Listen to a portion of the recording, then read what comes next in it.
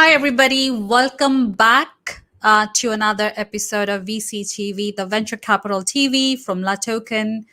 And today is a Monday, first day of the week, and I'm very excited to be hosting this particular session on how to bridge between blockchain and traditional economy or the traditional finance. It's a very interesting topic to start my week. And I am here joined by very experienced speakers who are going to share their insights and experience on this topic. So before that, quick intro about myself. My name is Sunny Mohanty.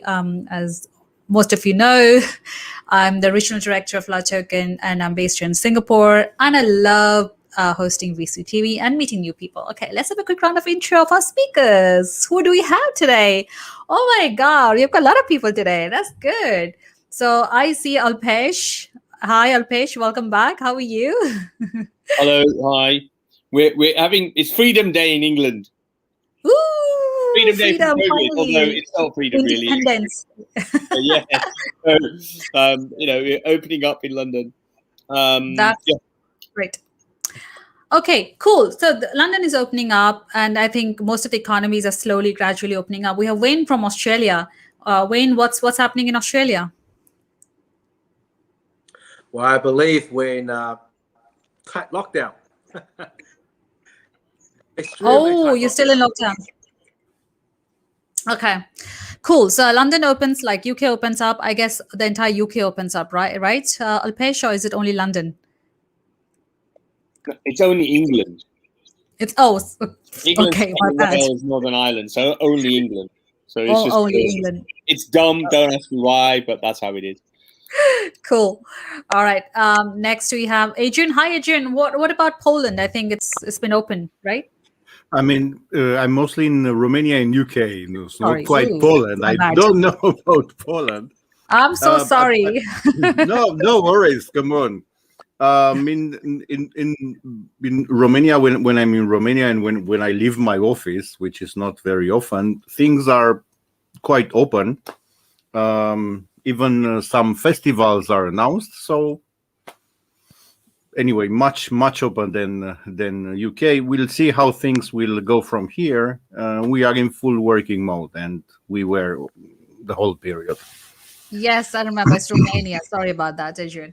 So thank you. No and worries. Welcome back. Dr. Shrikant, what's happening in India? I'm in Bangalore. Bangalore, we are on full swing. So we have opened up everything, and we are preparing for the third wave and welcoming the third wave, unlike the second wave. So I've got COVID twice, so I'm welcoming the third wave to come in and possibly hit me. So I get vaccinated enough.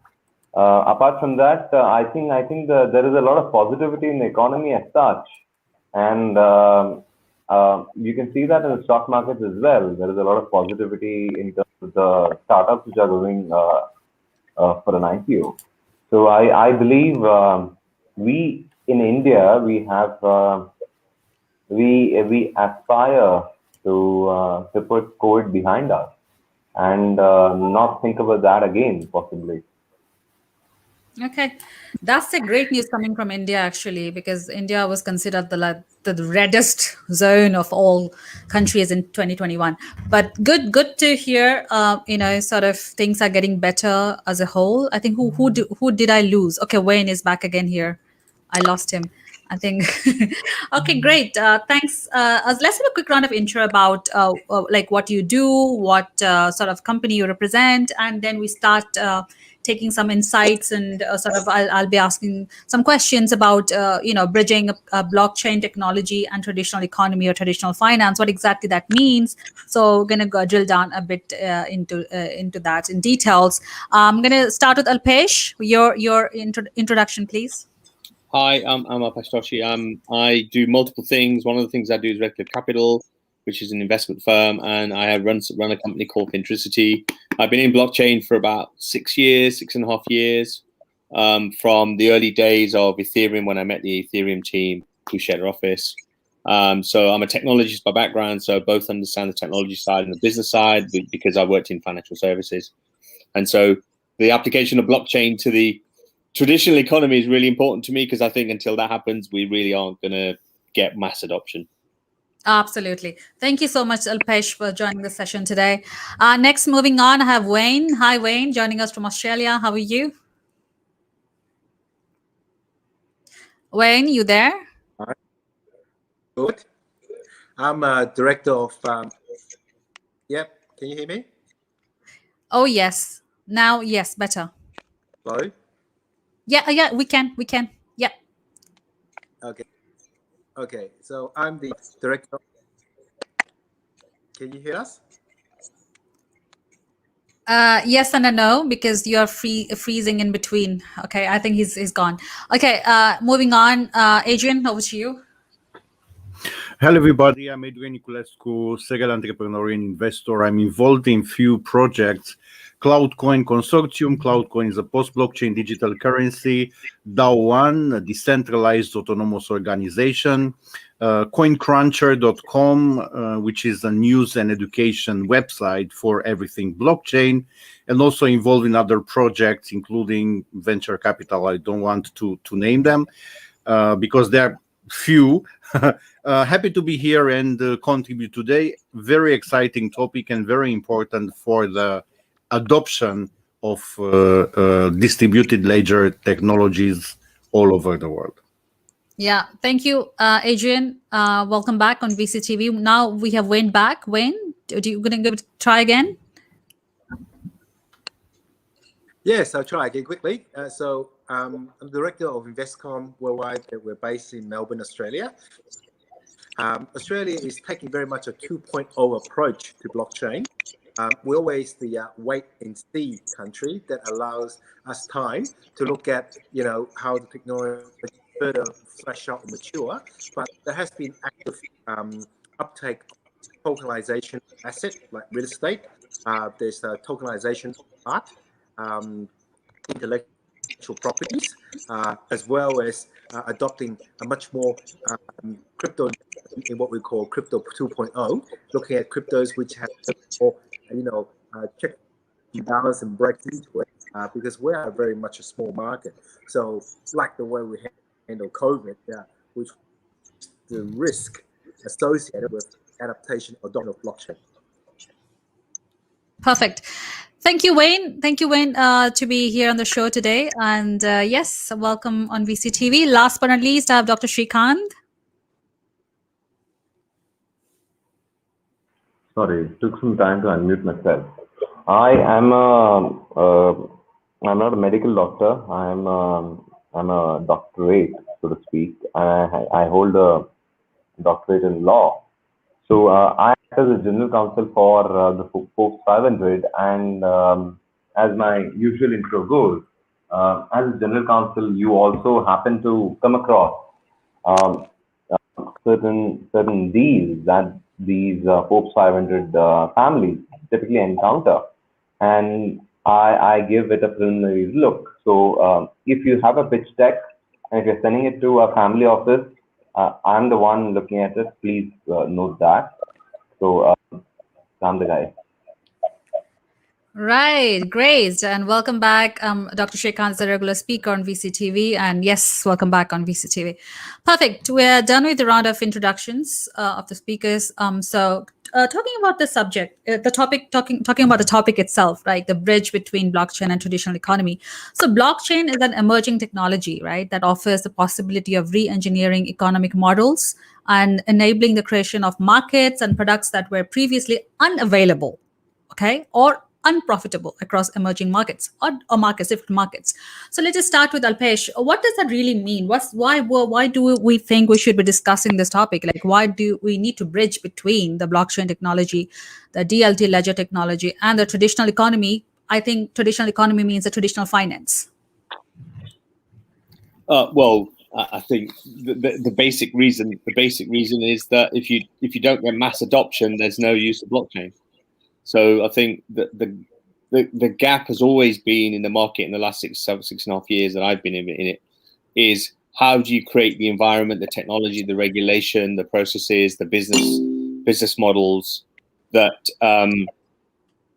will get that mass adoption and mass usage of of blockchain and decentralized business models and economies.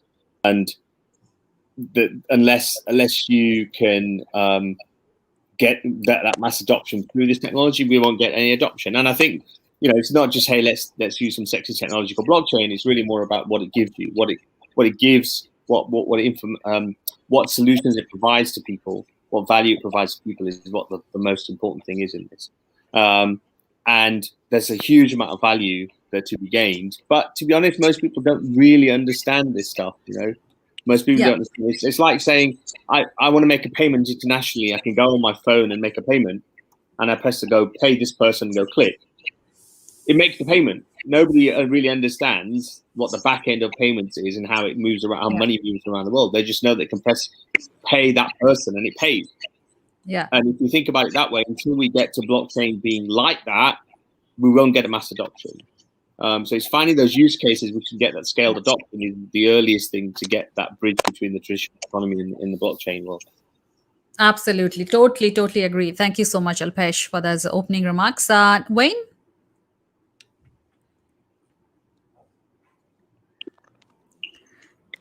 Hi, Wayne, you there?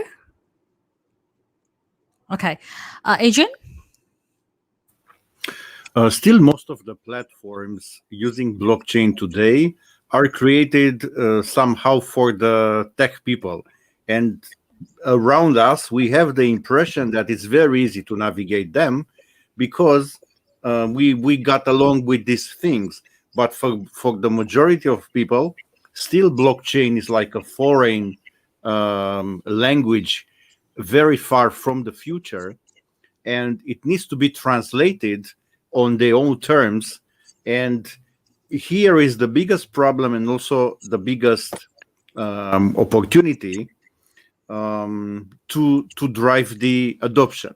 Of course, in the financial space, it's easier because you don't see things happening in backend.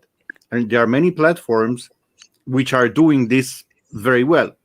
But in many other verticals, still there is a huge friction between old and new.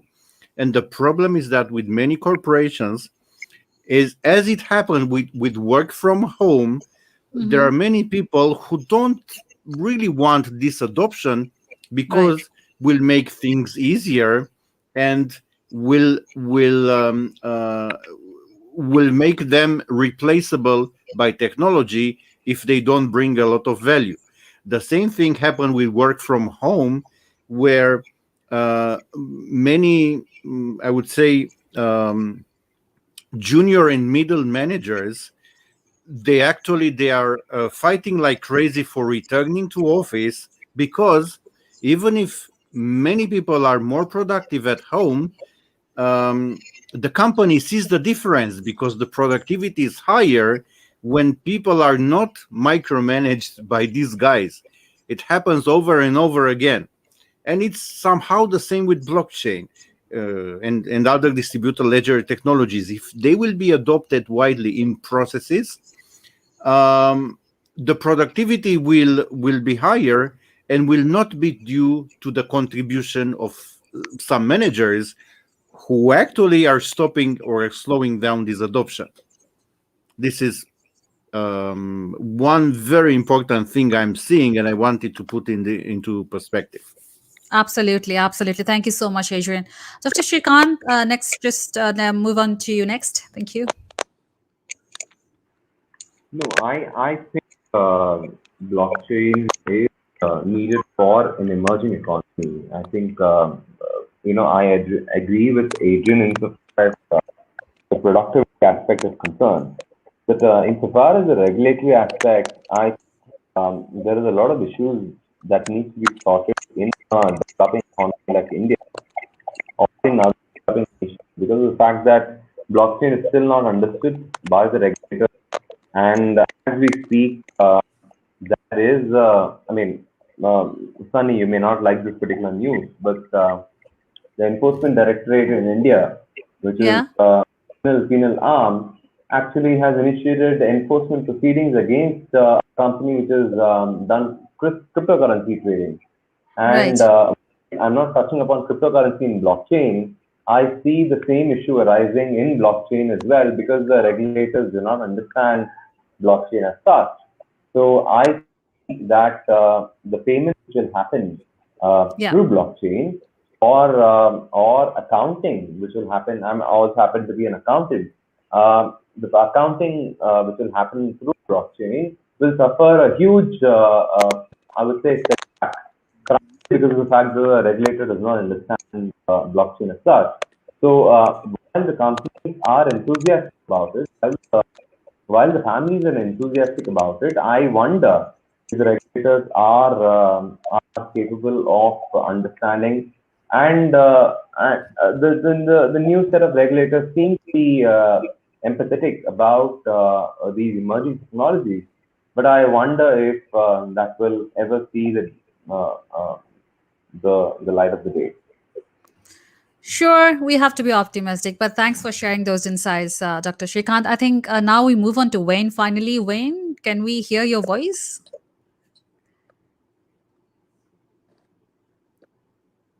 I think Wayne still has a very bad Can connection, you is hear me? it? Wayne. Yeah, we can hear you. Can you Yes. No, we can't hear you hear me? anymore. So basically, so Wayne, can I request you to probably sort Must of have, yeah. Yes. So can you hear me? yes. Are you dialing in from a phone or a Yes. laptop? So with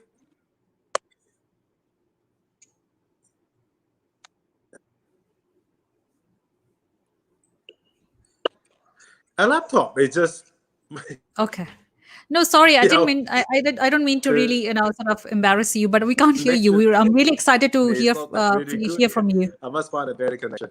Yeah, I'm in the office. Okay, okay, let's hear it from you, please.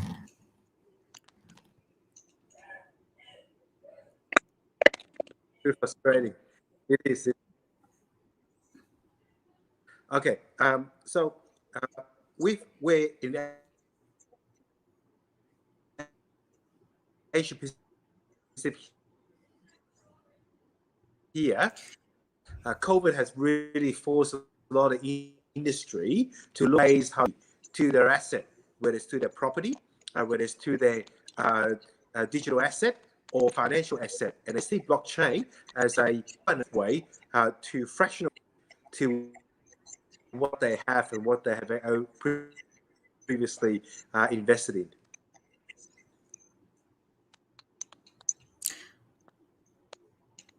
Okay, sorry, I just have to interrupt here because Wayne, we can't hear you really because I think it's a very bad connection. Okay, let's move on to the next question. While Wayne, you can figure out a different location or different Wi-Fi maybe while we are taking the second round of question. So, talking about the blockchain technology, blockchain has evolved through four main waves. I would say blockchain 1.0, which consists of cryptocurrencies. So, Blockchain 1.0 was introduced in 2009 and focused on solving the double spending problem by introducing cryptocurrencies like Bitcoin, right? So, what do you think about the future of Bitcoin? I'm just moving this topic slightly to Bitcoin and cryptocurrencies now. Soon after Bitcoin launched, other cryptocurrencies like the alternative coins emerged and joined the first wave. I would say, like, with the coronavirus wave, blockchain also has like four waves. So, what do you expect from Bitcoin in 2021? Alpesh? Well, what do I expect from Bitcoin? I think it's the usual volatility of Bitcoin, the ups and downs of price. Is there a floor when pricing? People are saying $30,000 is the floor.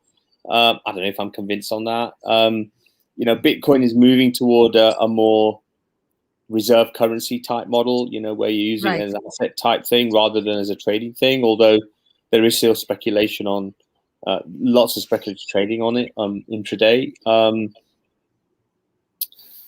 I don't know if I believe these forecasts of large, gains on prices in Bitcoin.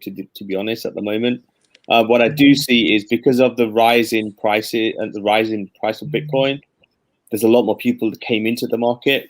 Earlier in the year, I had one of my family calling me up, going, "Should I buy Bitcoin?" Because the people are saying and he's based in Dubai, and he was saying all of my friends are saying it's going to go up a lot, and this was in December. when the Right. price was what 8,000. Right. Is that a good thing or a bad thing? I don't know. It's the fact that people are interested in Bitcoin, and Well, what did you interestingly, say? What did you advise them?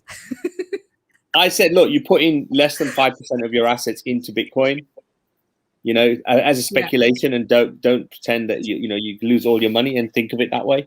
Don't think of it as an investment. Right. Think of it as All right. speculation, and if you lose your money, then hey, if you make a massive loss on your Bitcoin, then that's that.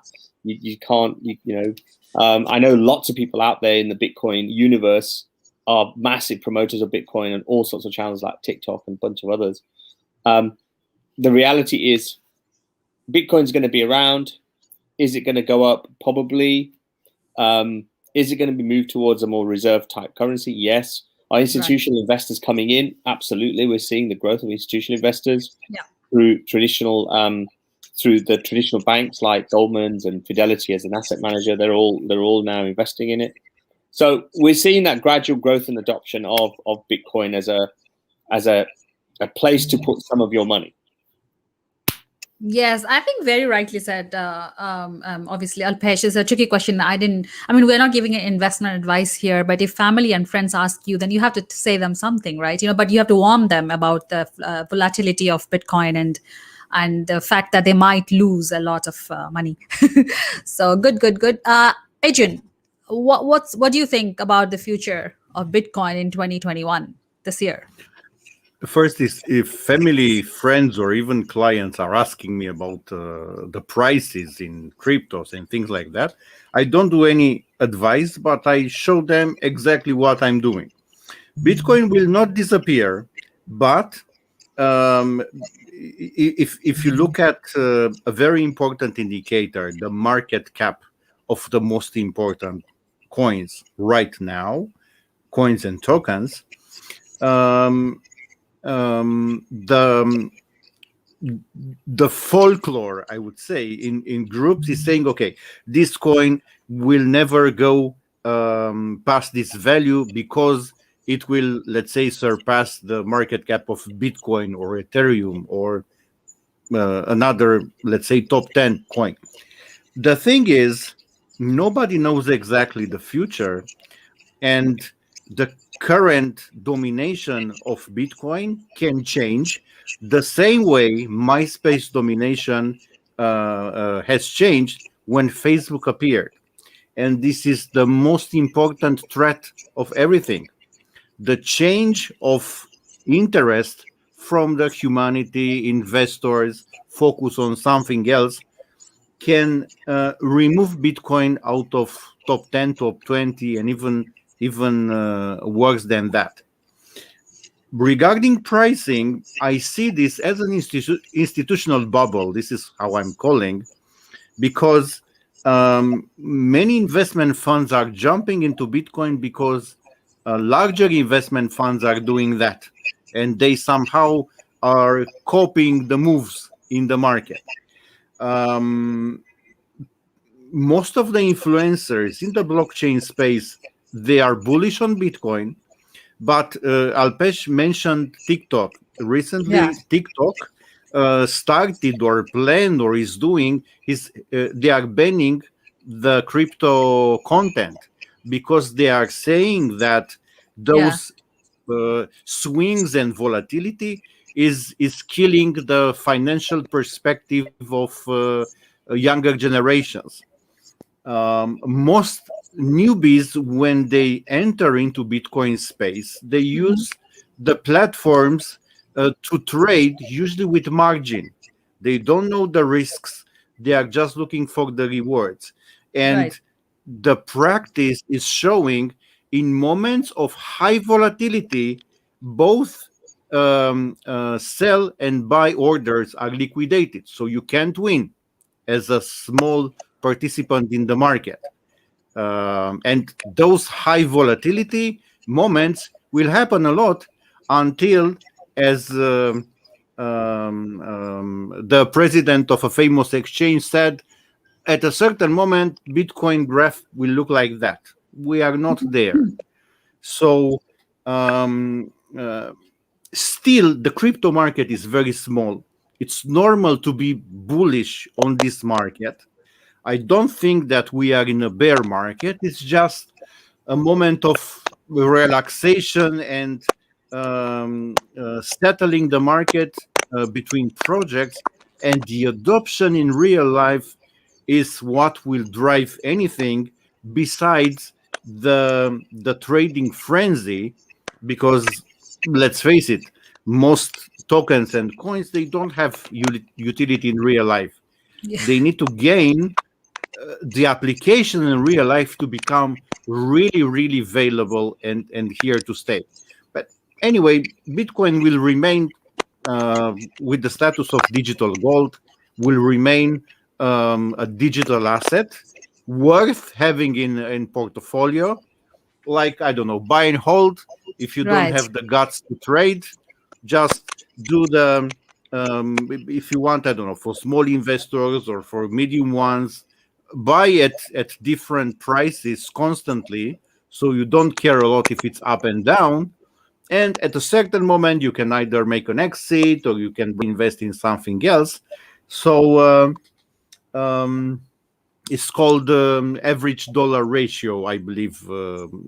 This thing, I don't remember exactly the name. To buy constantly an asset, no matter if it's up and down, just to accumulate. Right. And this would be the best advice I also giving to myself. Absolutely. So Adrian obviously is experienced, very much experienced in handling crypto projects. So we obviously came to know a lot of technical details behind the trading. So coming to Dr. Shrikant, obviously Dr. Shrikant is an investor and a lawyer.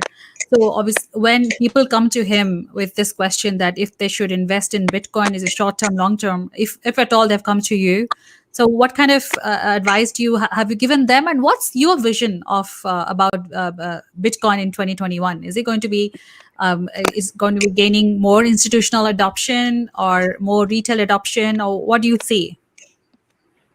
No, I believe we touched upon this particular topic even in the previous question.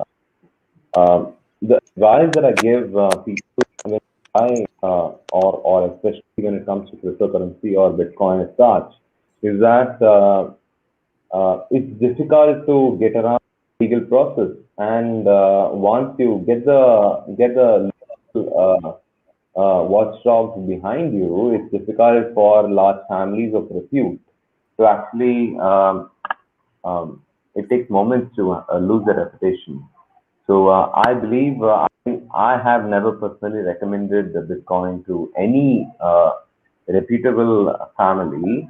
What happens is Bitcoin is just traded by possibly these, I would say, a small family which has got a net worth of about 10 to $20 million, and they have the spare money to possibly put away in say $10,000 or $20,000 in a Bitcoin. So they experiment. So I think we're still in the experimental stage in India. We haven't got around to a stage where we are actively investing. I think we've got around to a stage where we adjust our portfolio in the way that we buy at low cost and sell at a high cost, higher rate, and so on and so forth. We haven't got there yet because of the fact that I still emphasize on the same fact. The regulator is still unclear. We are unclear in terms of what is happening. But in blockchain, yes, we have to adopt blockchain in accounting and in other, I would say, financial products as such. But Bitcoin, it'll always come off as a you go with a Bitcoin to a family office, they shrug you off. Right. Got very rightly put. I think talking about blockchain, I just mentioned blockchain 1.0, talking about blockchain 2.0, smart contracts. right? Everybody knows smart contracts. 2015 marked the beginning of the new era in blockchain with the introduction of smart contracts and the concept of general purpose programmable blockchains, of which Ethereum is a prime example. Hyperledger and Coda also support this concept. So talking about this enterprise blockchain, what do you think? I think Dr. Srikanth rightly said about blockchain. Let's just shift our focus from cryptocurrencies to enterprise blockchain. So how important is enterprise blockchain, and what kind of use cases we have seen so far successfully? Alpesh? I'm sorry, I missed the question. Can you say it one more time? So importance of what is the importance of enterprise and blockchain, and how does it look like, the significance of blockchain in enterprises? So if you look at priorities in most organizations around the application of blockchain, it's not in the top 5 priorities, right? It really isn't, not yet. There are some use cases which are being implemented, very, very minor ones, but the reality is most companies are not implementing blockchain. I'll go so far to say is I was dealing with a company last week, and basically they built something with blockchain, and one of the largest FMCG companies in the world say, we'll buy it if you take blockchain out. All right. Wow. And they worked with IBM, so a partner with IBM. I don't want to give the name of the largest company, but it was a very well-known household brand that sells lots of consumer goods, and that's what they said to the company. They said, we'll happily buy your stuff, but take out the blockchain bit, and we'll buy it. So this is what's happening. Right. Thank you, Alpesh. Adrian, coming over to you.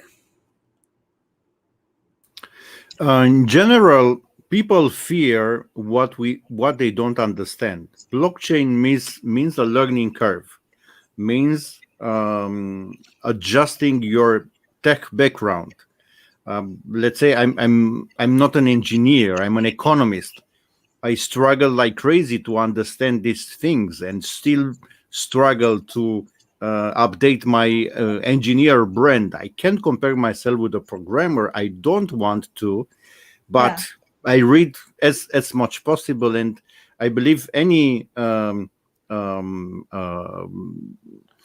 employee in a corporation, I'm not talking only about managers, they should look at these new worlds because they are coming upon us. So people prefer to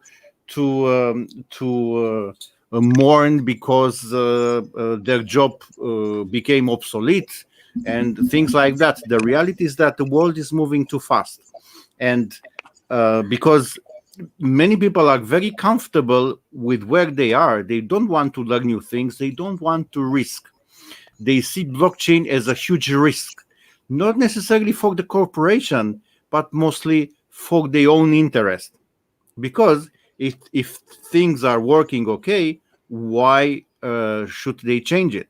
But for example, in United States, there is a trend right now. Many brick and mortar businesses, which are collapsed, are bought for pennies on the dollars and are transformed either into online brands, or it's blockchain added in some areas. I saw very good use cases in the supply chain. Companies like Carrefour, they are doing that, for example, to prove that the bio vegetables are really bio. You can check everything from the seed to the product you have on the plate, and this will continue. But of course, people need to embrace the unknown because for most people, blockchain is unknown. It's like dropping out of a plane, and maybe the parachute will open. But of course, you have a second one. If you are doing that, you have a second one if the first is not open. But of course, not everybody is going to take the risk. Usually, the risk is taken sometimes when it's too late. When it's too late, if you follow, it's like if you follow the river at the beginning, it's very easy to switch left, right. but when you are close to the edge, Right. before the water is falling like crazy, it's impossible to change the direction. And most people want to do that right at that place. You need to do it before. Of course, it's harder, but it's an evolution. Absolutely, totally. We have a lot of work to do.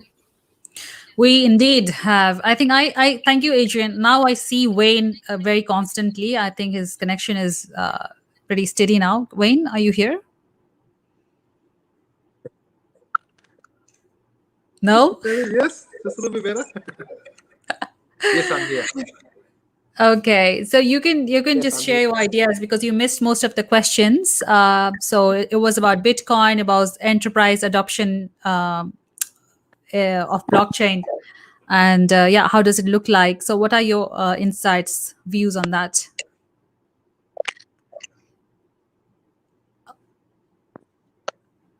Okay. We're from this side in Asia Pacific are much more smaller. So much of the adoption is really into their delivery of services or their acquisition of customer. We have 3 cases in Australia. One is called Coin, and the other one is called Zebra. And what they do is to use token as a way to from which they can actually purchase product, and be able to hold. Okay, can we hear Wayne? Alpesh, Adrian? No.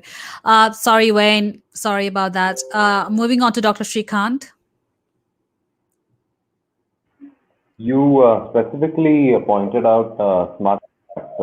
So that is of significant importance, because at an enterprise level, we've got smart contracts which are being. I mean, we as legal counsels, we have very little job to do, right? I mean, we have so the pay us is not. I mean, I'm going to make a controversial statement over here. We are not getting the bang for the buck. So what happens in smart contracts is you have a contract, and you don't have a counsel like me who advise on how contracts should be structured.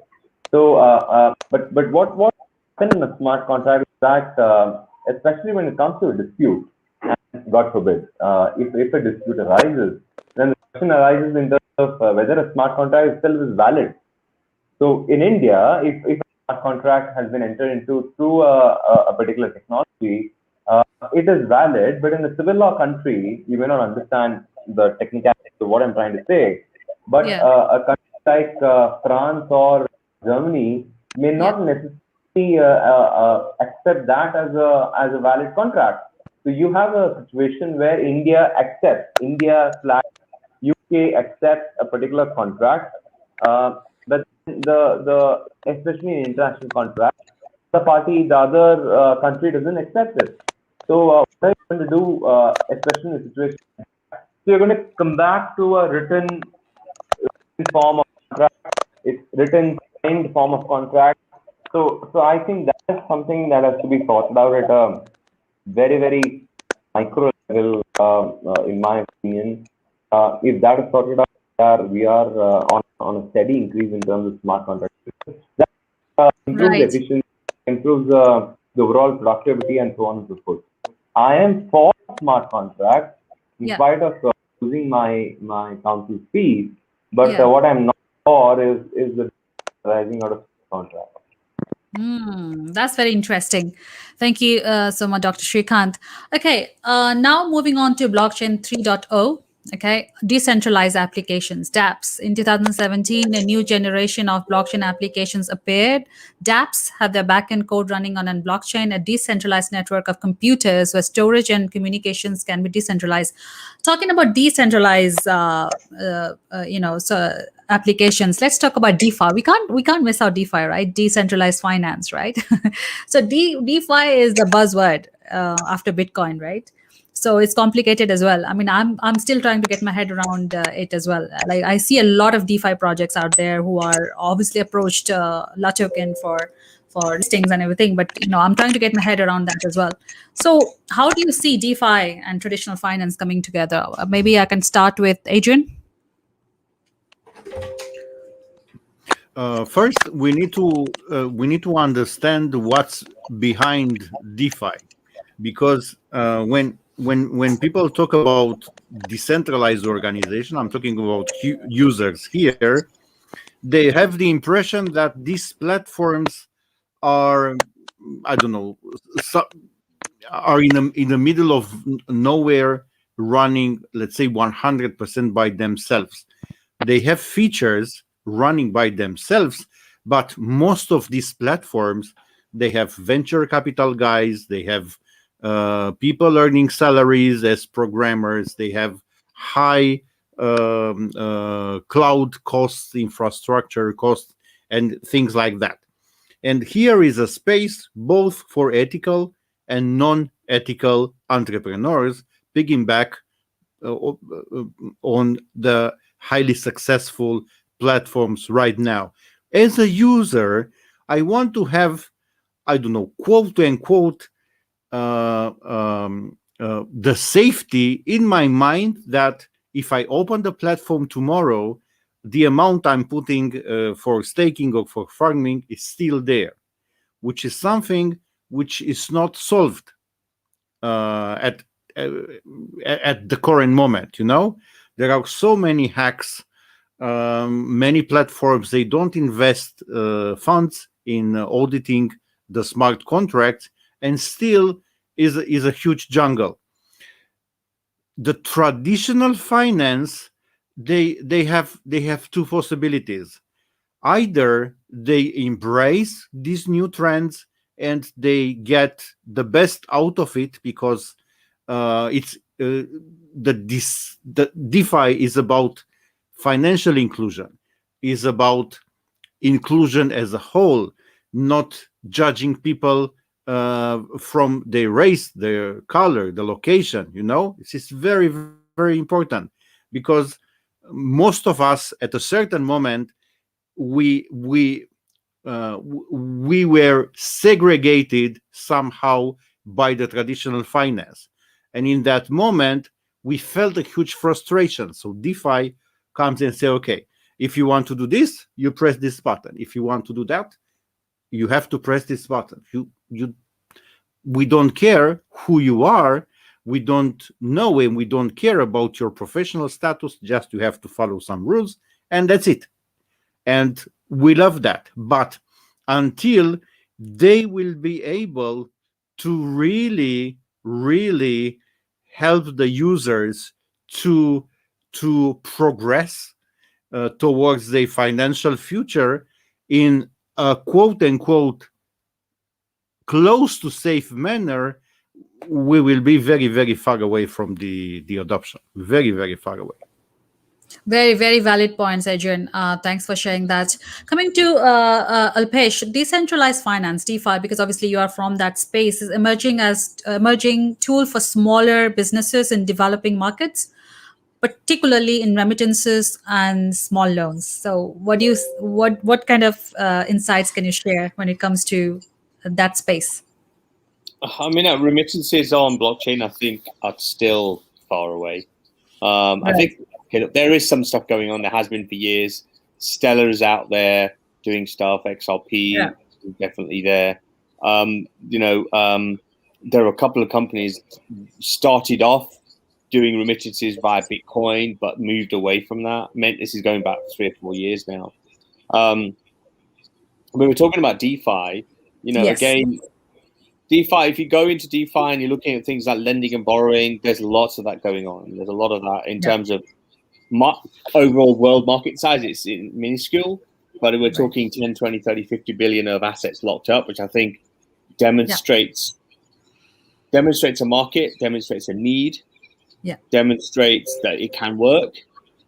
But as we can also, as we've also seen, is demonstrates a higher risk, because people have lost lots of money on the basis of smart contracts not being implemented correctly or being hacked or whatever. So on the one side, we're seeing the value of being able to, as an example, to borrow through the DeFi bubble, as I call it. But on the other side, it's high risk. I mean, the returns are there. So, if you want to get 15, 18% return, you can lodge your asset in there and get a 15, 18% return, which is magical. I mean, that you can't get that anymore at the moment with low interest rates and the market the way it is. So, but I think the proof points are coming. We can see the proof points from the basis of the growth in the market. We can see proof points on the basis that large investors, like the well-known Silicon Valley investors like Andreessen Horowitz, raising larger funds. Yes. We can see that growth. We can see proof points from traditional companies wanting to go into that market. So, I think it's a positive sign in the last probably 15 months, even with COVID and lockdown, that we've seen large amounts of asset growth lodged in the DeFi ecosystem. Shows some level of confidence. Good, very good. Some level of confidence is good. Always good. Thank you so much, Alpesh. Dr. Srikanth? I unfortunately wouldn't have any comments on the expert comments which have already been made. So I'll have to recuse myself. Oh, okay. Sure. No issues there. Thank you so much. What about Wayne? Is he with us? I'm so sorry. I feel so. I think he's having a hard time, Wayne, isn't he? He is. Hey, Wayne, are you there? Hi, Wayne. Which sort of service provider are you with in Australia? I really want to know. I think he's frozen again. No, he's frozen for sure. Yeah, I can't hear him. I just hear some. I can noise. feel his pain. I was in his shoes twice or three times, and even I have two providers here in my home office as a backup. Right. But when it doesn't want to work, it doesn't. So it's very frustrating. So we feel you, Wayne. No worries. Great. I think we are done covering most part of this topic. So we see a lot of potential, between blockchain and traditional economy of finance. I would like to take some closing thoughts on this, starting from Adrian. My closing thought is very simple. Embrace the learning curve. Follow such shows as VCTV. Keep your mind focused on absorbing the new things, even if you are afraid of them, and you will evolve like crazy, because this is the only way. Thank you very much for having me here today. Can't wait to come back in the VC TV family. Thank you. I know, Adrian, you are also one of the core family members of VCTV, but you've been recently busy. But thanks for joining us today. Wayne, are you there for closing remarks? No. Okay. No issues. Dr. Srikanth, obviously, you couldn't speak much about the DeFi stuff, so it's okay. So let's just hear from you about your closing thoughts about this technology, which probably is going to be taken over in a few years from the traditional finance. What do you think about that? I mean, we have been. I'm like I said, I'm maintaining my statement, which is I'm quite optimistic about blockchain as such, and Hyperledger and so on and so forth. What I see is the abuse of the process towards accounts or financials being not reported correctly is something which the regulator is basically worried about. And I think once that confidence is gained, I think it's a matter of years that India will catch up. But I think the intelligent minds will prevail, and we from CIO we will suggest certain measures for improvement of understanding of blockchain and such. So you've got We've got us over here. Don't worry.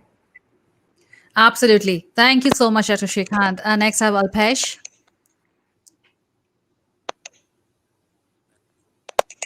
Yeah, I mean, I'm an optimist about blockchain, but you know, as we see the growth, and we've seen some growth, the reality is we're still for mass adoption. You know, the topic of this is traditional economy and blockchain. Yeah. We are many years away of traditional scale adoption. We still are. I'm an optimist. You know, at the beginning when I got involved in blockchain, I thought it would happen a lot faster. You know, we're Right. 4 to 5 years, 6 years in. We're still in the early days. We're still having to suffer this skepticism around blockchain tech and what it can and can't do. No, we've seen some successes. You know, you know, we're seeing spots of successes around the world with the application of blockchain in multiple different areas, and I think that really does help bring confidence in. But you know, the guys who are buyers don't see any of that confidence. They just see skepticism. They just see danger, and it's a lot of it's based on biased opinions that they've seen around the crypto market. And however much you say that we're not doing crypto, the reality is people match those two things together, and separating those things is really hard. And I think until you can show business value on application of technology, it's hidden away, and you don't have to talk about it, and it just works. And then at the end, and when the technology guys due diligence said, "Oh, it's blockchain based," that's when you realize that's where you'll get mass adoption, because people are not thinking about blockchain and asking the question about it. It solves a business problem. They love how it works. It provides them the business value, and they go, "Oh, use blockchain. Oh, okay, fine." But you know what? If you find out now, you find out early, it will just get killed. Like the example I gave you earlier. It got killed literally. This was a global organization. They had the problem. They were trying to solve the particular problem that this company was solving for them, but they wouldn't use it because there was blockchain in it. I mean, that is symptomatic of what's happening in the market right now. Right. I think it's going to take a few more years to gain that mass adoption. Wayne, are you there? He's Okay. having a hard time. I guess connection to Australia is broken. You know what it is? Australia, you know, the rest of the world can disconnect. Yeah, I see. Let's take it offline, Wayne. I just need to know what service provider you on. So, okay, great. It was great chatting with Alpesh, Dr. Shrikant, Adrian, and Wayne in between as well today on this topic. We can cover more subtopics under this topic later on our shows. I'll be back again tomorrow. So another episode, another topic, a new set of speakers, maybe regular speakers as well. And I hope to see you again, and take care of yourselves and stay safe. Bye.